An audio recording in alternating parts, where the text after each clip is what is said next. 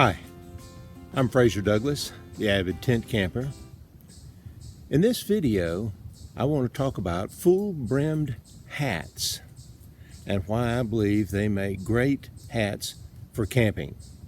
I began wearing hats on a regular basis about 30 years ago. At first, I wore cotton baseball caps on sunny days to shade my eyes and wool baseball caps on cool days to keep my head warm. In the 1980s and early 1990s, I wore a few flat touring and newsboy caps. But I wore baseball caps most of the time, including the days that we went camping.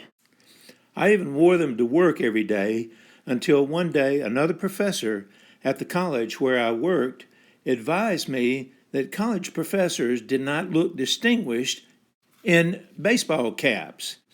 And so I began investigating and trying several different full-brim hat styles. At first I was afraid to wear full-brimmed hats because I thought they would make me look too conspicuous. But now I love them.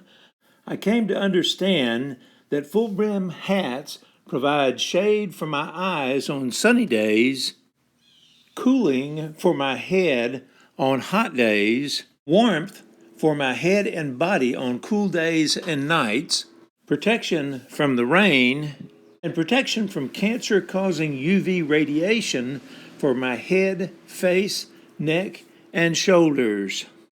Furthermore, I realized that large, full-brimmed hats provide much more protection and comfort than small hats, and they look distinguished.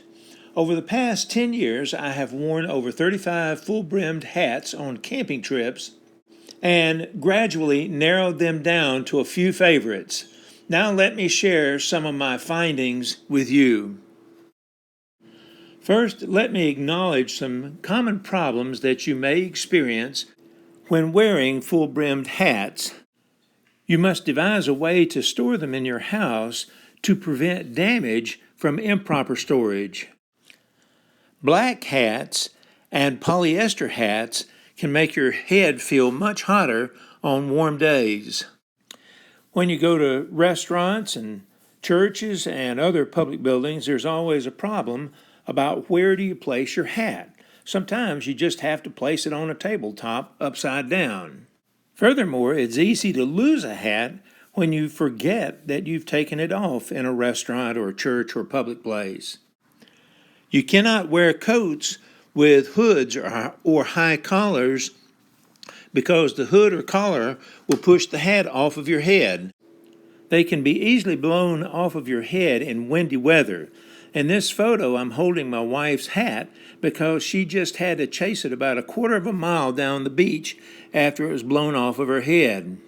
Many of them can be damaged by rain. They are difficult to pack when traveling, especially by airplane. And shapeable hats with wire in the brim will set off metal detectors. When shopping for a full-brimmed hat, you should know that they are commonly made from 9 different materials. Mesh is very cool in hot weather. Toyo is a resin-coated paper that is reasonably cool in hot weather, but it can be easily damaged by rain. Straw is another nice material for hot summer weather, but it can also be damaged by rain. Cotton twill is a good all-weather hat. In hot weather, it can be soaked with water to provide extra cooling. Crushable wool provides warmth in cool weather and a little bit of cooling in hot weather. Stiff animal felt made from beaver, rabbit, or buffalo is used to make very nice hats, but they are easy to damage by water and poor storage. Oilcloth is great for rainy weather, but it is heavy. Polyester hats are popular, but I find them to be uncomfortably hot in hot weather. And leather hats are very popular, but I just haven't found a style that I like that feels comfortable. Here are some more important features to consider when buying a full-brimmed hat. Color is important because light-colored hats reflect the sun's radiant energy and make you feel cooler, while dark-colored hats absorb the sun's radiant energy and make you feel warmer. The width of the brim is a second important feature because wider brims provide better sun and rain protection. I prefer a brim that is at least 3 inches wide. The height of the crown is a third important feature. I find hats with 4-inch crowns or higher to be more comfortable, but other people prefer hats with lower crowns. The crown shape is a fourth important feature to consider. This hat has a center dent. This hat has a teardrop crown or C crown with a pinched front. And this hat has a western dent, which is my least favorite crown shape. You also need to know the meanings of the terms crushable, shapeable, and rollable. For example, this mesh hat is a crushable hat. In other words, you can bend the brim and you can bend the crown, but it will always pop back to its original shape. This cotton twill hat is a shapeable hat, which means that it has a piece of wire that goes all the way around the edge of the brim and allows me to shape the brim either up or down as I would like. These boonie hats are rollable. In other words, you can roll them up and pack them into a small space when traveling. One last positive feature to consider are eyelets in the brim that allow you to run a shoestring around the back of your hat and down to use as a chin strap in windy weather. Many full-brimmed hat styles are available, but only a few are suited for camping. The fedora, or Indiana Jones hat, would be my favorite camping hat style if I could find a reasonably priced crushable wool hat with a little bit wider brim. Typically, these hats have a center dent, a high crown with a pinched front, a ribbon hat band, and a medium width brim about 2 3/4 inch wide with a snap down front. Outback hats are very good for camping. They've been described as the Australian version of American Western hats. They typically have a teardrop crown with a pinched front, a leather hat band, a snap down front, and sides that are slightly curved upward. Safari hats also make good camping hats. They typically have a center dent, a pinched front, wide brim that is turned downward all the way around. Boonie hats also make fairly good camping hats.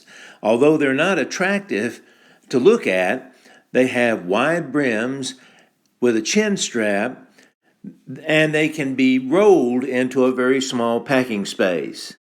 Here are a few other wide brim hats that I think are less well suited for camping. Western style hats can be easily damaged by improper storage and by rain. Trilby hats have a very short brim that provides no sun protection. Panama hats are expensive and, like Western hats, can be easily damaged by improper storage and rain. And bucket hats provide almost no protection from the sun, but they can be soaked in water to cool your head on hot days. Before purchasing a hat, you must know your correct hat size.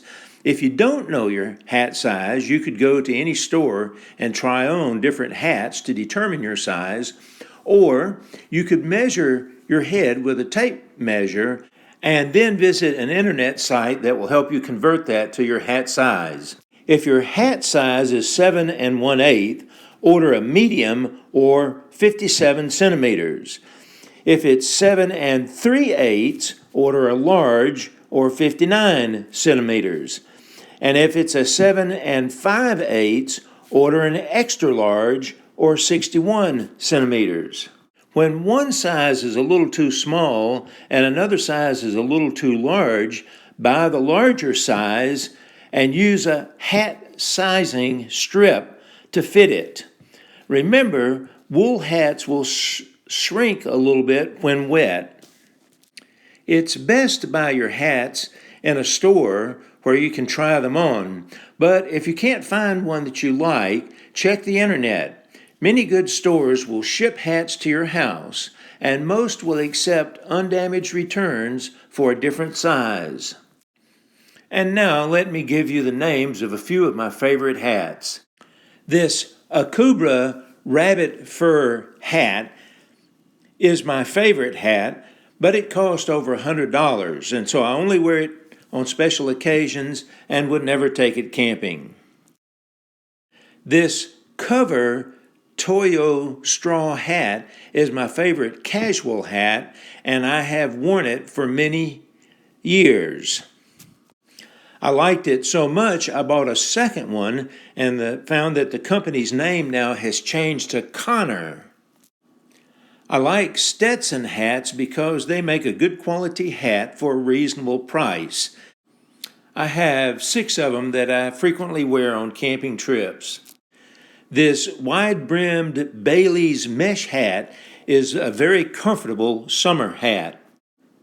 Dorfman Pacific, Henschel, and Scala all make nice, reasonably priced hats that are well suited for camping. This Dorfman Pacific mesh safari hat is one of my favorite summer hats. I have worn a couple of Tilly hats on previous camping trips, but they make my head feel uncomfortably hot. Before concluding, let me also say that I always pack a knit stocking cap for sleeping and for casual camp wear. Well, I hope this video provides you a little better understanding of the features of full-brimmed hats and helps you decide whether a full-brimmed hat would work well for your camping needs. For more information about camp clothing, please read my book, Basic Tent Camping, visit my website, www.basictentcamping.com, and visit my Facebook page, Modern Tent Camping. Remember, take more trips, travel further, visit more attractions, and save money. Go tent camping.